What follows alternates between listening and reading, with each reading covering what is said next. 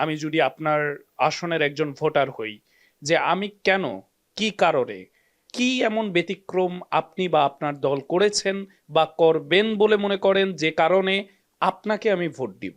প্রথম কথা হচ্ছে, আমরা বিগত ২০ বছর অন্যায়ের সাথে আমরা কোনো আপোষ করি নাই। আমার বিরুদ্ধে ৩৫০ মামলা হয়েছে, আমাকে ৬৭ দিন রিমান্ডে রাখা হয়েছে, আমাকে পঙ্গু করার চেষ্টা করা হয়েছে এবং তৎকালীন স্বরাষ্ট্রমন্ত্রী আসাদুজ্জামান কামাল সাহেব বলেছিল যে মানে আমি যেন হেঁটে কোর্টে উঠতে না পারি। আমি হেঁটে কোর্টে উঠেছি, এই কারণে ২ জনকে সাসপেন্ড করা হয়েছিল। প্রথমত হয়েছে আমরা অন্যায়ের সাথে আপোষ করি নাই। আমাদের নেতৃবৃন্দ ফাঁসির মঞ্চে গিয়েছে, আধিপত্যবাদের বিরুদ্ধে আমাদেরকে চুপ থাকতে বলা হয়েছিল এবং সেই ক্ষেত্রে তখন ৩টা মেজর ইস্যু ছিল।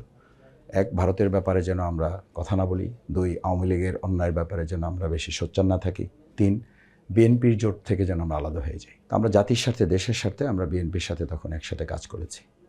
এই ৩টে ইস্যুকে সামনে রেখে আমাদের উপরে অত্যাচার নির্যাতন হয়েছে, আমাদের নেতৃবৃন্দকে ফাঁসি দেওয়া হয়েছে। আমরা মনে করি যে বাংলাদেশ জামাত ইসলামীকে মানুষ এখন পছন্দের শীর্ষে। আপনি জানেন যে আমেরিকান একটা স্টেটমেন্ট বা তাদের একটা জরিপে বলা হয়েছে বাংলাদেশ জামাত ইসলামী এখন জনপ্রিয়তার শীর্ষে বাংলাদেশের একটা সংগঠন। দ্বিতীয় হচ্ছে, আমরা বিগত ১৫ বছর, আমি আমার বাউফলে বিশেষ করে আমার বাউফলের কথা বলেছেন, ধন্যবাদ আপনাকে। আমরা চেষ্টা করেছি, এই শত মামলা থাকা সত্ত্বেও আমি ৪.৫ বছর শুধু জেলেই ছিলাম ১৫ বছরের।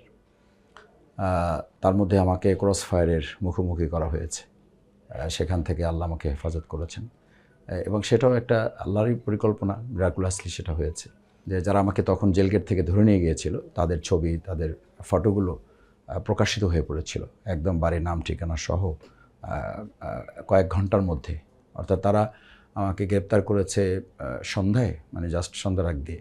তাদের প্ল্যান ছিল ভোর রাতে হয়তো আমাকে তারা ক্রস ফায়ার দিবে। তো এর মধ্যে ১-২ ঘন্টার মধ্যে দেশ বিদেশ সহ প্রায় মানে ১০ লক্ষের উপরে আমি যেটা পরে যে দেখেছি, জেনেছি, যেটা ভিউ হয়েছিল। এবং ওই সকল পুলিশ কর্মকর্তাদের বাড়িতে পর্যন্ত আমাদের লোকেরা মেসেজ কনভে করেছে যে যদি আমাদের প্রিয় ভাই শফিকুল ইসলাম মাসুদের ব্যাপারে কোনো সিদ্ধান্ত হয় তাহলে কিন্তু পরিস্থিতি ভালো হবে না। তো এটাকে আমাকে একজন অফিসারই বলেছে। আমি রাত ৩:৩০টার সময় আমার চোখ খুলে পিছে হাত বাঁধা ছিল মিন্টো রোডে। তখন আমি বুঝতে পারলাম, তার আগে আমি তো অনুধাবন করতে পারি না আমি কোথায় আছি।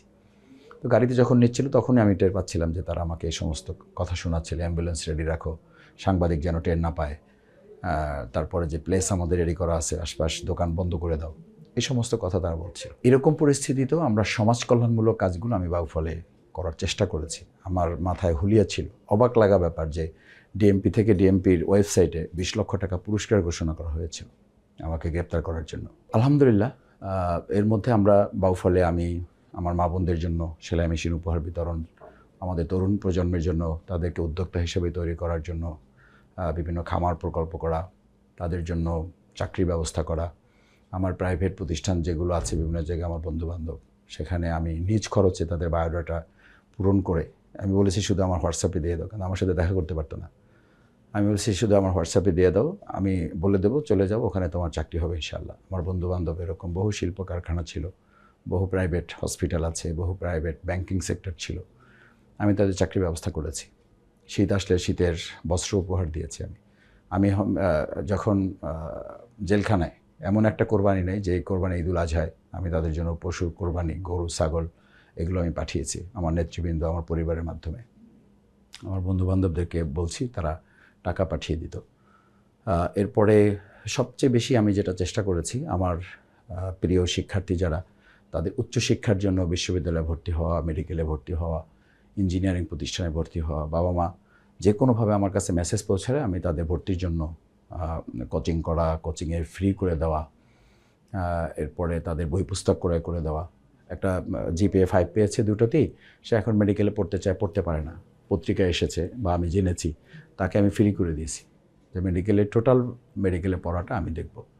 5টা সন্তান জন্ম নিয়েছে। আমি এই যে রিসেন্ট আপনারা দেখেছেন ভাইরাল নিউজ, আমি তার পরিবারের দায়িত্ব নেওয়ার চেষ্টা করেছি। আমরা বগা সেতু নির্মাণের কাজ করার জন্য উদ্যোগ নিয়েছি। আমি 3বার আমার শ্রদ্ধাভাজন আমাদের উপদেষ্টা, সড়ক ও যোগাযোগ উপদেষ্টা, আমি তার সাথে দেখা করেছি। উনি আমাদেরকে আশ্বস্ত করেছেন এবং আলহামদুলিল্লাহ প্রাথমিক লেভেলের বেশ কিছু কাজ এগিয়েছে। এটা জনগণের মধ্যে একটা বড় ধরনের আশার সঞ্চার করেছে। ইতিপূর্বে কেউ এই উদ্যোগ গ্রহণ করে নাই। আলহামদুলিল্লাহ বাউফলবাসী সবাই এটার জন্য তাদের অবদান আছে। আমি তার সাথে একজন কর্মী হিসেবে কাজ করেছি।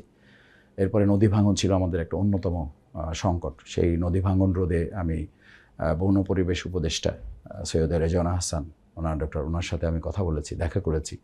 উনি আশ্বস্ত করেছেন, কিছু কাজ আমাদের দিয়েছেন এবং বলেছেন যে আপনারা এইটুকু আপাতত স্টার্ট করেন, আশা করি পর্যায়ক্রমে আমরা কাজগুলো করে নিতে পারবো। আলহামদুলিল্লাহ আমাদের যেটা নদী অঞ্চল সেখানে ধামদি, নিমদি, কচুয়া, তাঁতেরকাঠি, ধুলিয়া, কালীশুরি এই অঞ্চলগুলোতে আলহামদুলিল্লাহ কাজগুলো চলমান আছে এবং আরও কিছু কাজ সামনের দিকে আমরা আশা করি এগুলো হবে।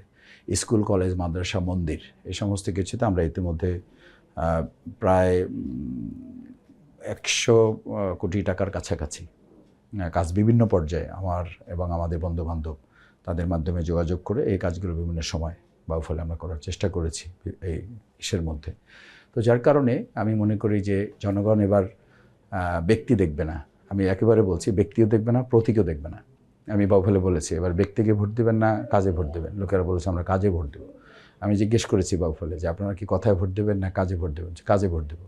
আমি জিজ্ঞেস করেছি যে প্রতীকে ভোট দেবেন না কাজে ভোট দেবেন? তো বলেছে আমরা কাজে ভোট দেবো।